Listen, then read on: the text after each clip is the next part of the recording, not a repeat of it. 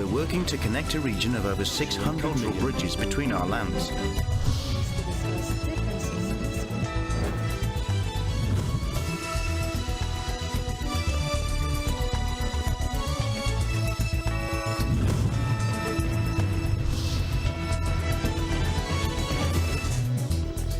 Good evening, I'm Alma Angeles, and you're watching ASEAN in Focus. On tonight's headlines. A 6.2 magnitude earthquake hit off the coast of Indonesia's Sumatra Island today. Nepal observed a day of mourning for the victims of the nation's deadliest aviation disaster in 3 decades, with 67 people confirmed killed in the plane crash. The Thai military killed 5 suspected drug traffickers in a jungle shootout in Thailand's north. And Filipino-American beauty queen Arbani Gabriel was crowned the 71st Miss Universe on Sunday morning Philippine time during the coronation ceremony held in New Orleans, Louisiana.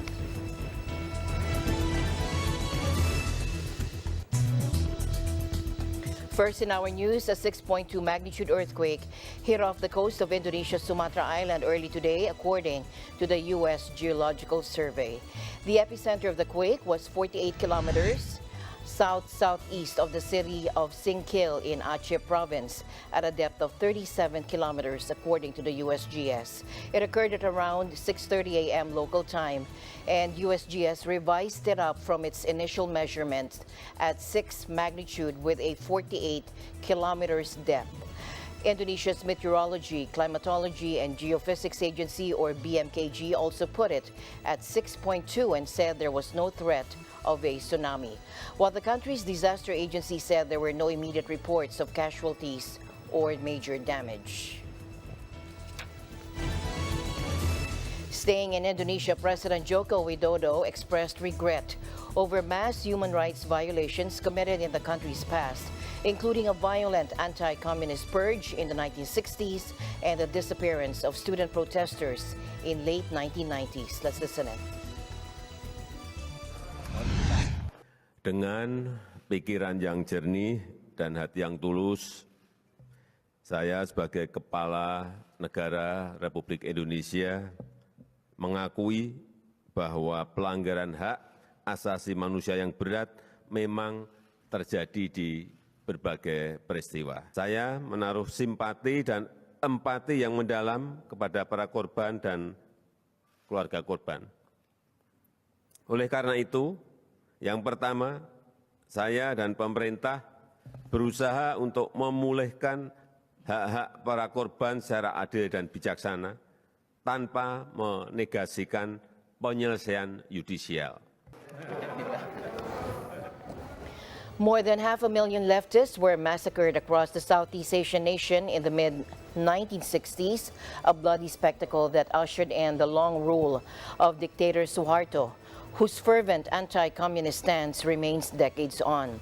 The killings led to the collapse of the now-banned Indonesian Communist Party, or PKI, once among the biggest in the world, behind those of China and the Soviet Union. The president also mentioned the murder and abduction of dozens of student protesters and activists during mass street rallies in 1998. That brought down the 3-decade dictatorship of Suharto. The Indonesian leader went on to list 10 other violations that took place between the 1960s and the early 2000s before he rose to power. Based on the findings of a commission he ordered to investigate the violence or violations last year.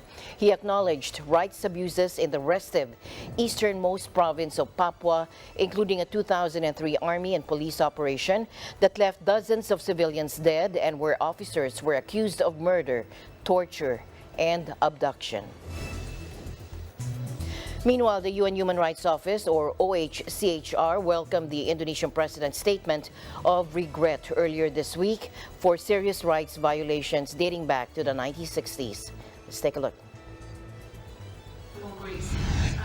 We welcome President Joko Widodo's acknowledgement and expression of regret for 12 historical incidents of serious human rights violations, including the 1965 to 1966 anti-communist crackdown, the 1982 to 1985 protester shootings, enforced disappearances in 1997 and 1998, and the Wamena incident in Papua in 2003.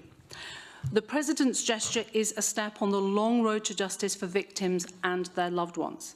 We note the President's statement delivered on Wednesday does not preclude further judicial action and commits to reforms that should guarantee non-recurrence. We urge the Indonesian government to build on this momentum with tangible steps to take forward a meaningful, inclusive and participatory transitional justice process, guaranteeing truth, justice, reparations and non-recurrence to victims and affected communities, including victims of conflict-related sexual violence. A comprehensive transitional justice process will help to break the decades-long cycles of impunity, advance national healing, and strengthen Indonesia's democracy.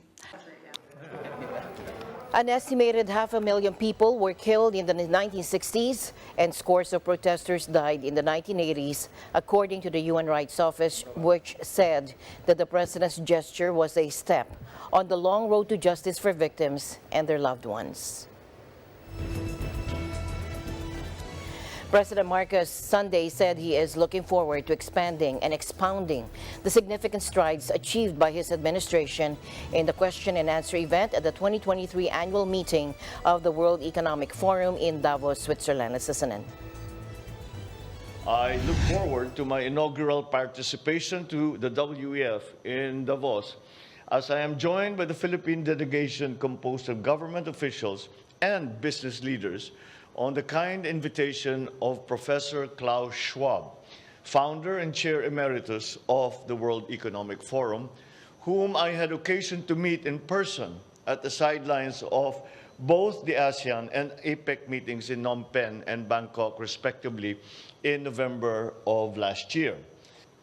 We will highlight the steps the Philippines is taking to mend the fissures of such fragmentation, especially in our country, but certainly in partnership with our friends, allies, and partners around the world. The Philippines is also being given a unique opportunity to highlight the significant economic gains we have achieved in the last part of the year, as attested to by upward growth projections of the World Bank and the Asian Development Bank. The World Economic Forum is hosting a country strategy dialogue for us, where we are given the opportunity to promote the Philippines as leader and driver of growth and the gateway to the Asia-Pacific region. I will draw attention to our efforts at building resilient infrastructure that bolsters our effort to reinforce robust and resilient supply chains, ensures food security, including critical interlinkages with health and nutrition, while furthering climate-friendly, clean and green energy to power the Philippine economy. Now, President Marcos Jr. arrived in Switzerland on Sunday for his inaugural participation in the World Economic Forum in Davos. Presidential Communications Office Secretary Cheloy Garafil said the President and his official delegation arrived at the Zurich-Kloten International Airport at 4:27 p.m. Zurich time via Philippine Airlines Flight PR001. At the Davos Forum, President Marcos hopes to bring up with world leaders the proposed sovereign wealth fund of the country. The House of Representatives on December 15 approved on third and final reading House Bill number 6608, or the Maharlika Investment Fund bill, after being certified as urgent by the President. In tonight's other news, Nepal is observing a day of mourning today for the victims of the nation's deadliest aviation disaster in 3 decades, with more than 60 people confirmed killed in the plane crash. Take a look. Now, take a look at this clip shared on social media. Appears to show a plane believed to be the plane that crashed on Sunday in Nepal, flying low over a residential area before banking sharply to the left, followed by a loud explosion. The Yeti Airlines ATR-72 plummeted into a steep gorge, smashed into pieces, and then burst into flames with 72 people on board as it approached the central city of Pokhara on Sunday, according to police. There were 15 foreigners on board, including 5 Indians, 4 Russians, 2 South Koreans, and 1 passenger each from from Argentina, Australia, France, and Ireland, according to Yeti spokesman Sudarshan Bartaula.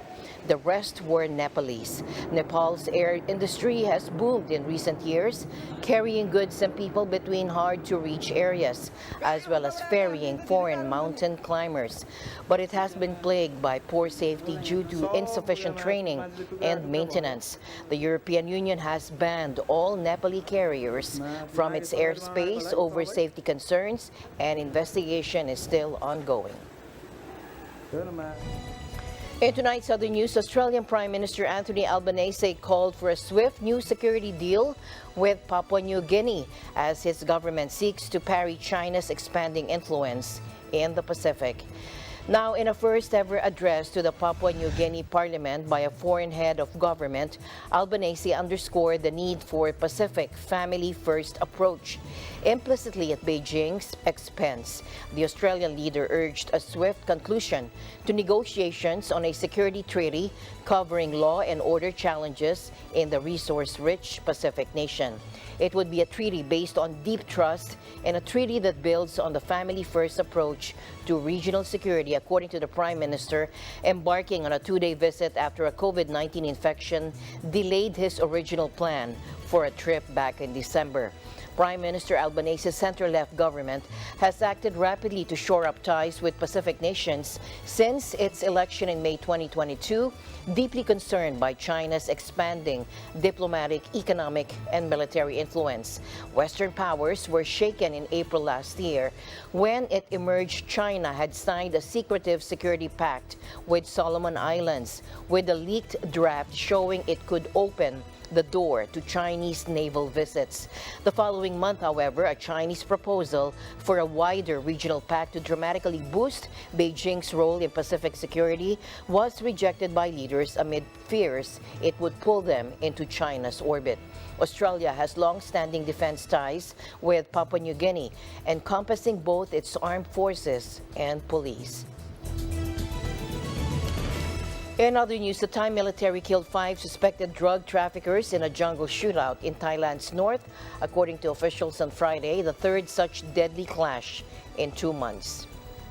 Now, the incident happened in the early hours of Thursday morning in Chiang Rai province, which is near the infamous Golden Triangle border region between Thailand, Laos, and Myanmar, long a lucrative hub for the illegal drug trade.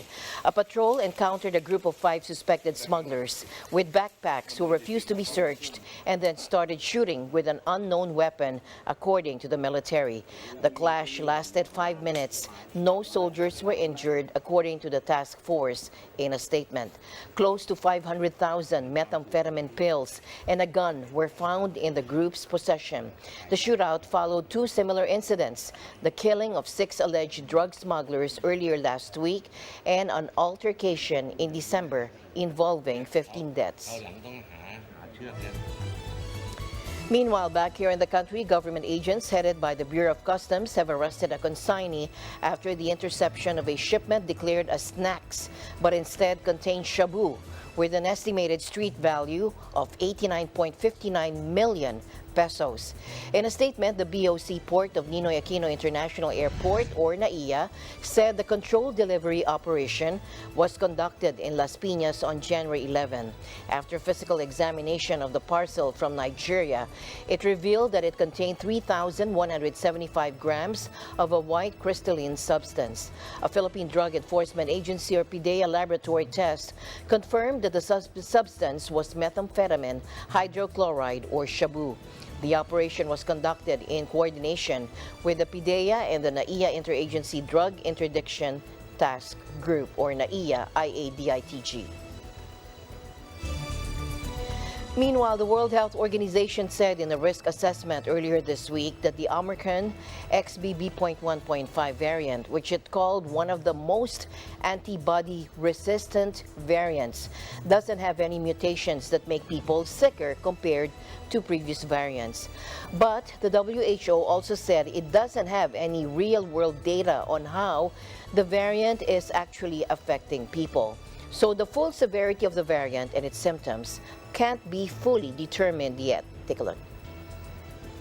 WHO has just published or will be publishing in the next very, very shortly a risk assessment with advice from the Technical Advisory Group for Virus Evolution, the TAGVE, on XBB.1.5. This is one of more than 500 subvariants that WHO is currently tracking worldwide. XBB.1.5 is a further sublineage of XBB, which you may have also heard about, which is a recombinant of two BA.2 sublineages. And based on its characteristics, it is part of Omicron. It is an incredibly transmissible variant, like all of them are. It does have a growth advantage compared to other sublineages of Omicron, but the data that we have to assess XBB.1.5 is currently very limited. Most of the information we have is from only one country, and that's the United States, and we're grateful for the information that they have been sharing with us. So we do know from the available data that it does have a growth advantage. It does have similar properties of immune escape like we've seen with XBB. We don't yet have data on severity. And that is under assessment in the United States, but also elsewhere. The data that we're looking at is to determine whether or not there's a change in severity. There's no indication of an increase of severity or decrease of severity compared to other Omicron subvariants. But masks are one of the measures that we recommend when you are indoors, when you cannot distance. If you are infected, for sure, to make sure that you wear a well-fitting mask over your nose and mouth, you have clean hands, etc. But yes, this is one of the recommendations that we continue to advise.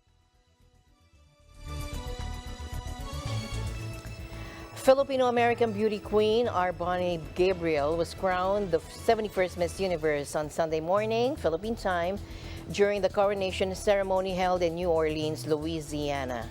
The 28-year-old bested 83 other national delegates, take a look, including Amanda Dudamel from Venezuela, who was the first runner-up, followed by Adriana Martinez from the Dominican Republic. Now, Gabriel is also the first Filipino-American to win Miss USA in October last year.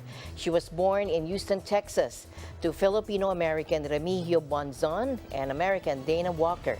Now, according to the Miss Universe website, Gabriel is an eco-friendly fashion designer, model, and sewing instructor with an excitement for life.